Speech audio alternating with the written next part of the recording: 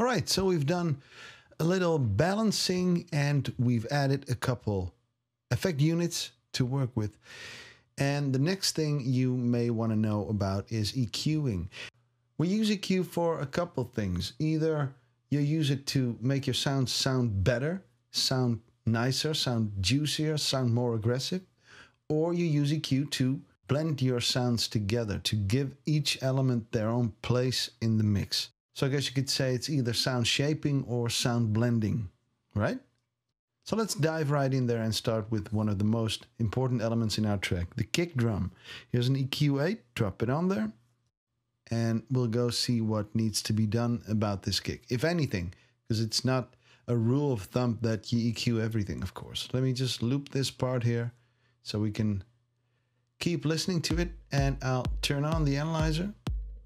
Oh, and here's something that I really like about the Ableton plugins. You can go into the control menu or the right-click menu and save something as a default preset, so it'll load in that particular state every time you drop one.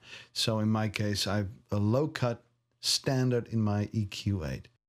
Because, you know, I use low cuts on almost everything anyway, so this saves me the trouble of having to turn it on every time I use an EQ. I am not using the 48 dB low cut as standard because it's very steep, and I think 12 dB low cutting is sounds more musical. But that's just a personal preference. You should experiment with both. Now, guess what? The only thing in my mix I never use a low cut on is the kick. You know, what can I say? It's maybe everything I just said is redundant. No, it's not. Don't forget about that. But I'm going to turn it off for this one because a good kick drum has a lot of bottom end, right? So let's try and shape the sound a bit then. Double click to get in there. I'm using a low shelf here.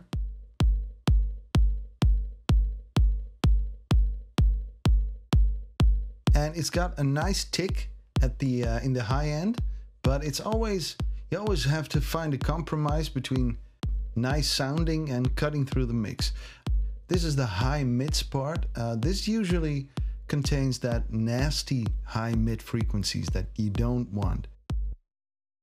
And you want to take out just enough of the high end to make it sweet and good sounding and nice and round, but still leave that energy in there. Does that make sense? You don't only want the low end to be defined in the mix of your kick drum. You also want a little bit of high energy in there too. And yeah, that's really different with every kick drum. It's always finding that sweet spot. Okay, if I do this, well, you can hear it. A, it's not sounding nice, and B, it'll never cut through because this whole part is missing. And usually I want that bit of high end in the kick also. That way you don't need to keep pushing up the kick to be defined in the mix, right? I think this will probably work. Let me take it off. There's a lot more energy in here. The low shelf is really nice for adding warm low end because you take everything below the shelving point and boost that. If I use a peak filter instead, it gets a lot pointier in the bottom end. So the shelving filter is what you want to use for that.